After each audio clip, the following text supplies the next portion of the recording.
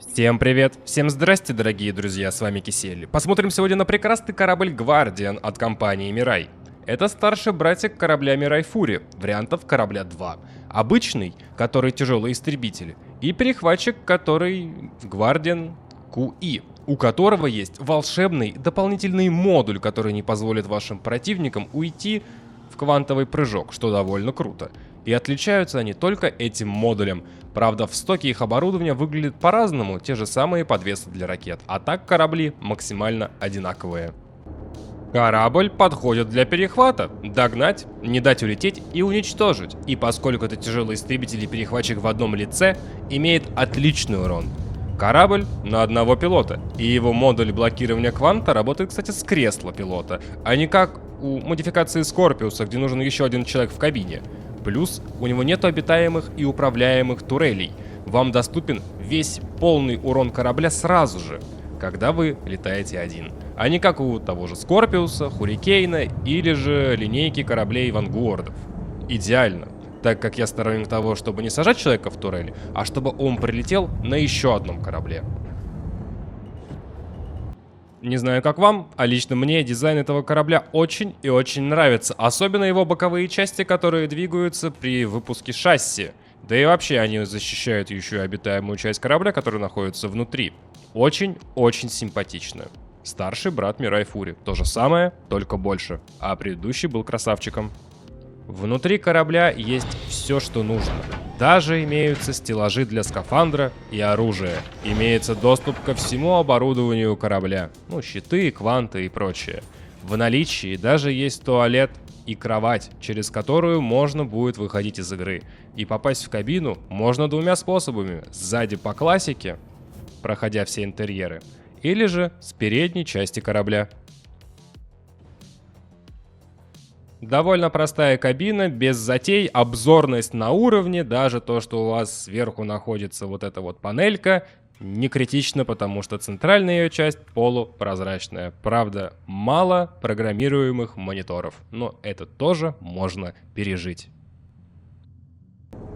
Поскольку речь пойдет сейчас о маневренности, напоминаю, что есть разные типы двигателей на кораблях. Главные ходовые двигатели толкают корабль вперед. Маневровые двигают корабль вправо, влево, вверх, вниз, дают ему вращение и прочее. Но тут еще им помогают основные двигатели, которые при этом меняют направление, что выглядит очень круто. И, конечно же, противоходные движки. Маневренность корабля, на удивление, оставляет желать лучшего. Вот характеристики его двигателя, если нужно. На планетах ведет себя предсказуемо и понятно, но очень уж неохотно меняет направление движения на максимальных скоростях в различных режимах. Буст будет уходить у вас довольно часто на это дело. Крутиться против таких кораблей, как Arrow, Gladius, Buccaneer будет проблемно, но ему это не особо нужно, так как этот корабль немножко про другое. Что там по модулям? Щиты второго размера, правда, одна штука. 2 силовые первого размера, 1 кулер и квант второго размера. По щитам можно выжать 6170 единиц, а по корпусу у него уже 69250 единиц, что много. К примеру, у Vanguard Вардена щитов ровно в 2 раза больше, как и у Ареса, но у Гвардиана больше корпуса. Наш корабль не может на себе нести никакой груз или какую-либо наземную технику, оно и понятно, но прояснить этот момент надо было. И, дорогие мои, если хотите меня поддержать, то ссылочка на донат в описании, а то видео производства по Star Citizen дело совсем непростое и долгое. Заранее спасибо. Важный момент. У корабля есть панель управления инженерными системами, но оно еще не работает. По поводу вооружения. У него 2 пятые пушки, что очень не слабо.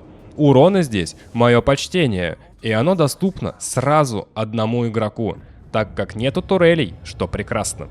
Полетал я на нем, как и в других обзорах, в Arena Commander, и вот что я вам скажу. Лазерные репитеры прекрасны, без преувеличения сносят абсолютно все.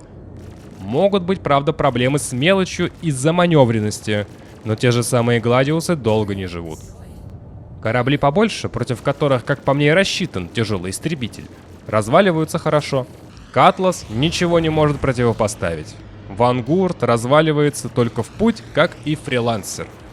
Корсар при этом неповоротливый, получает знатно от нашего кораблика. Жалко, конечно, в волнах нету Constellation Андромеда, но я думаю, там ситуация была бы такая же, ведь этот корабль без проблем в соло разбирает на секундочку Хаммерхед. В то время как в Скорпиусе нужно 2 игрока для того, чтобы все пушки работали и у Вангурда, а для этого тут нужен 1 человек. С лазерным орудием удачи попасть по мелким противникам. А вот гатлинги максимально эффектно выглядят, но есть проблема. Если у лазерного репитера никаких проблем с уничтожением всего, включая Хаммерхед, то тут вам не хватит боезапаса на его уничтожение, что грустно. Кинетическую пушку вообще не рекомендую. И это все. Нету лазерных дробовиков и кинетических тоже 5-го размера. Но есть Distortion дробовик, который я бы не рекомендовал вообще, так как это больше вспомогательное оружие, нежели основное. Берем лазерные репитеры и радуемся жизни. По ракетному вооружению его не обделили 4 подвеса 4-го размера, с которыми он может таскать на себе 4 ракеты 4-го размера, 8 ракет 3-го размера, 16 ракет 2-го размера и 32 ракеты 1-го размера. И по поводу ракет, не стоит забывать, что кораблям могут, конечно же, отломать его боковые части, вследствие чего потеряется маневренность. Конечно же, это у нас не стелс-истребитель, но в плане заметности значение в стойке следующее, они перед вами. И на удивление, поперечное сечение корабля меньше, чем у чертового Гладиуса, который вообще легкий истребитель. И как вы могли заметить, в этом видео, как в предыдущих, я не стал делать таблицы. Если нужно их вернуть, скажите, сделаю. И будут они лежать, конечно же, в моем телеграм-канале, ссылочка в описании, закрепленном комментарии. Дальность действия корабля в стоке уже внушительно. 231 тысяча километров в секунду скорость с дальностью 112 гигаметров.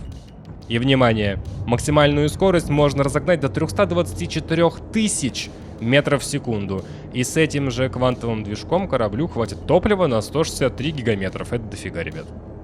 По стоимости корабля есть грустный момент, только за доллары, а именно $250 за обычную версию и 260 за версию с блокировкой кванта.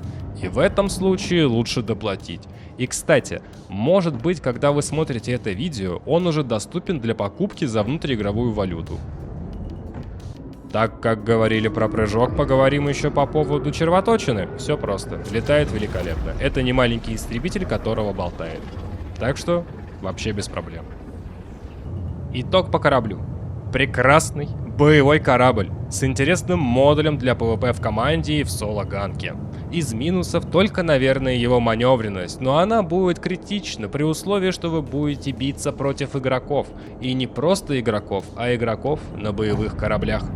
Если вы захотите ганкнуть какого-то там C1 Спирита или что-то схожее по размерам фрилансер Катлас, то проблем у вас не будет от слова совсем. А вот когда вы встретитесь с Constellation Andromeda или Корсар, то вам придется крутиться вокруг них, чтобы не помереть. Но также сможете разобрать. С кораблями побольше, как Геркулес, придется правда повозиться, но я напоминаю, что он в соло разбирает Хаммерхед. Это лично мое мнение. Согласны с ним, не согласны, пишите, что думаете по поводу данного корабля. Мне очень все в нем понравилось. С вами был Кисель, всем до встречи и пока-пока. Увидимся в космосе.